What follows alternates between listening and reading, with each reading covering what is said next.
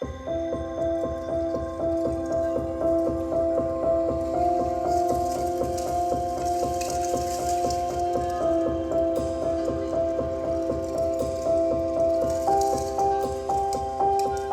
want to say that my husband did not consider himself as a watch designer. He considered himself as an artist who made watches. When he started his job as watch designer, that job did not exist, that profession did not exist. People would go and choose a watch, a bracelet, separately, match it, and that was the way watches were made. When my husband started to think about doing watches, he considered it as an object, nearly as a sculpture. He saw it as an artist. Therefore, the bracelet, the watch, the buckle, the dial, everything had to be a work of art. So yes, he was probably the first watch designer, but he would have told you he was an artist who made watches.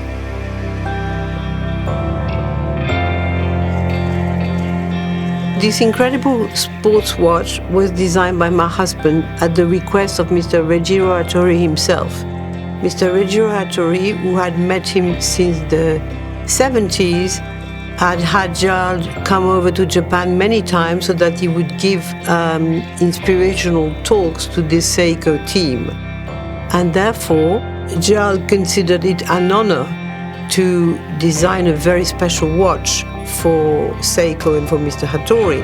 He then decided to make a watch that was, of course, a sports watch, but special, something that belonged to the tradition that he liked of exceptional timepieces. And the Hattori family always held a very, very special place in my husband's watch, and he so enjoyed working with him. Mr. Hattori's influence on Gérald Genta goes much further than just asking him to create a watch. Gérald Genta existed mostly because Mr. Hattori asked him to create his own brand.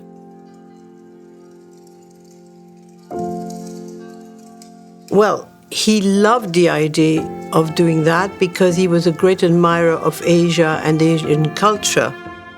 Of course, in the 70s, he was considered not very popular doing this connection with Japan. But my husband did not care because he had a very strong love story with Japan and with its culture. He's always loved the attention to detail, the perfection, the courtesy, the respect that Japanese people have for each other and for other people and their culture. First of all, I want to say that my husband very rarely named watches, so that is quite rare that he gave the name to the watch. Very rarely. Often, even our own watches were not named. So this one he wanted especially to be named Locomotive, which has got two meanings in France. It means that machine that is pulling the train, that has got all that power. So he wanted that watch to be powerful to the brand. And it's also got the meaning that a locomotive is a great success. First, to be that pulling power, but also he felt that the locomotive would be a great success for the brand and would be the timepiece that would define it for many, many years. The Credor locomotive was produced in 1979 and remains one of Genta's most important creations. It is also the symbol of a deep friendship and mutual respect between Gérald Genta, named the Picasso of watches, and Japan.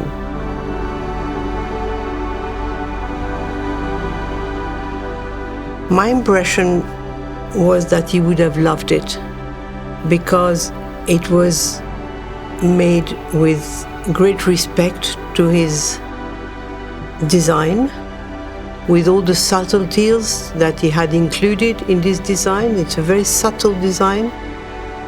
I think the locomotive is really a child of Gérald Genta, and that it will certainly remain in the long history of his bestsellers as part of the family.